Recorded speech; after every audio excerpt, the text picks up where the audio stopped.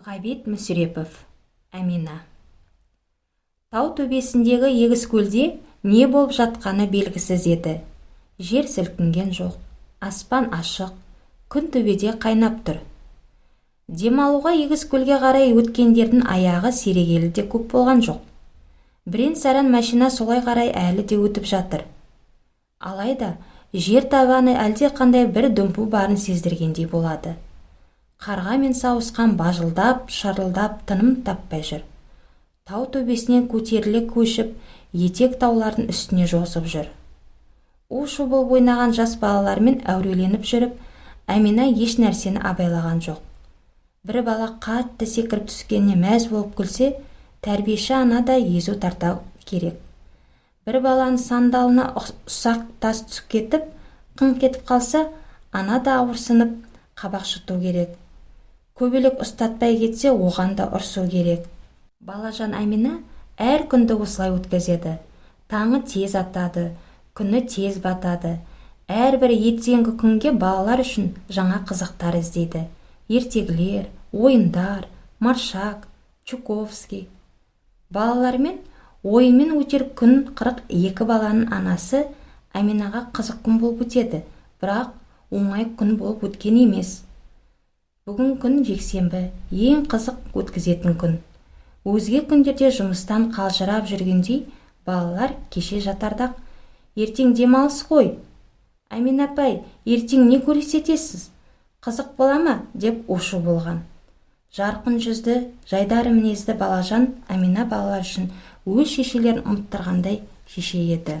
Мейірімді шеше, сергек шеше, сенімді шеше.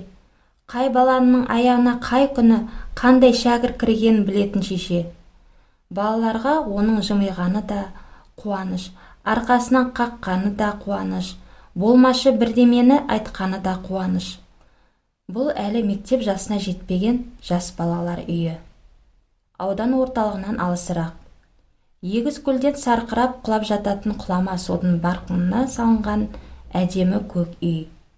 Үйді айнала салынған жемісті бақшада сырғадай салбырап күрең шиелер өсіп тұр. Алмалар әлі көк, қыз бетіндей де қызарған жоқ.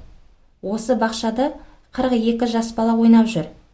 Егіс көл жақтан бірінші гуіл естілді.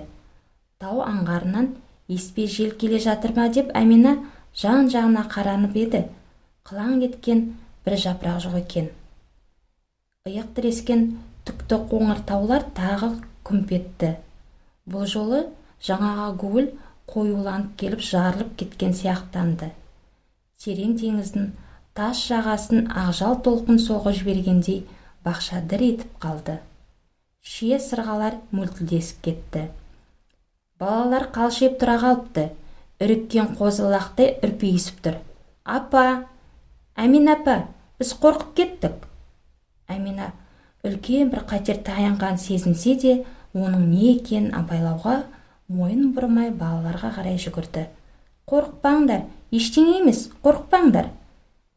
Екі тау иығымен соқтығысып, бірін-бірі орнынан қозғай алмай шіренісіп тұрып қалған сияқты. Егіс көлдің бергісі кішірек болушы еді. Соның бар суы лықсып келіп, тас кемерінен бірақ ырғып түсті. Лақ етіп ақтарылды. Сарқырап жататын құлама суды көміп жіберді. Үйдей тастар гүрсілдетіп домалап келеді. Терең сайдың екі жақ ернеуін су кернеп, кеміріп кеңейтіп келеді. Тау төбесінен құлап түскен құш тастар шошынып үріккен тау өгіздей жосып, ақтарылған судың алдында келе жатыр. Жойқын су кейде ондаған тау өгізді жұтып жібереді. Ұзамай ондаған тау өгіз судан шыға келіп, тағы да ілгері домалайды. "Не қылып тұрсың, ей, қашсаңшы" деген дауысқа Әмина жалт бұрылып еді. Асханадағы бір еркек, бір әйел аспазшылар қашып барады екен. Бірінің қолында ожау, бірінің қолында күріш илегі, енді бірінің қолында қойдың саны. Асханаға су жақынырақ ойпаңда болатын еді. Су келіп қалған екен. Адамдары қашып барады. Балаларға мойын бұрар емес. Ақ халаттары делбегеленіп лезде жоқ болды. Балапандарын соңына ертіп, Көлден қайтқан қазға ұқсап, балаларын шұбыртып ертіп, Әмина үлкен жолға қарай жөнелді.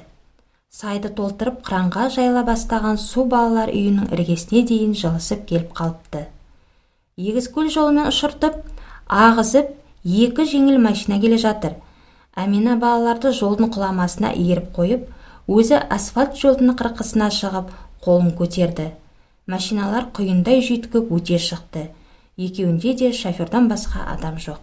Иелері қайда қалды екен, деп ойлады Әмина. Арт жағы анда-санда тарс етіп қалып газик келе жатыр. Әмина оған да қолын көтерді. Саналы адам болу керек, тоқтай қалды ма? Мира, бері кел. Мира, деді. Шашы жеткілдеген кішкене қыз әкесіне қарай жүгірді. Әкесі қызын көтеріп алып, машинаға қайта отырғыза бергенде, Әмина оған: машинаңыз бос көрінеді, 10 шақты баланы ала кетіңізші, деді.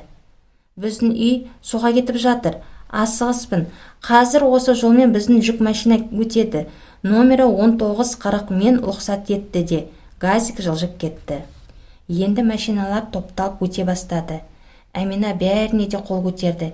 Ешкім тоқтамайды. Стол, орындықтар тиеп алған, үйіліп, төгіліп балалар мінген жүк машиналар өтіп жатыр. Жеңіл машиналардың көбі бос, бірақ ешкім тоқтаған жоқ. Тоқтар емес, мойын бұрар емес, үрейленіп ұшып барады, ақи көзденіп кеткен. Су лықсып келіп, жолдың екі жағындағы құламасына жетіп қалды. Ойпаттау жерде асфальт жолдың белінен басып өтіп, әрі қарай ақтарылып жатыр. Мұндай жерлерге толқын пайда болды, ағым пайда болды. Әмина балаларын дөңестеу жерге әкеліп, жолдың қырқа жиегіне шығарып, қуыршақтай тізіп қойды. Өтіп бара жатқан машиналарға Әмина да қол көтерді. У-шу болып балалар да қол көтерді. Ешкім тоқтамайды. Ақиланып, үрейленіп өте береді. 3 жүк машинасы құйрық тістесіп ағып келеді. Әмина екі қолмен бірде көтеріп, жолдың қақ ортасына барып тұрды. Машиналар өкіріп бақырып, жолдан кет, дейді. Әмина қозғалар емес. Машиналарда өкіре түсті. Әмина да қатып қалды. Аралары 20 метрдей жақындағанда Әмина жолға көлденең құлады да көзін жұмды. Алдыңғы машина өкіріп бақырған бойы тізгінін тартқанын сезіледі. Бірақ жыланның қыры арқасындай көп өрнекті резеңке доңғалақ ал бастым деп жақындай берді. Әминаның мұрнына күйген резеңкенің ыстық иісі келді. Қозғалған жоқ. Сволыш, деді шофер машинадан басын шығарып. Балалар шулап келіп, Әмина апасын құшақтап құлап жатыр.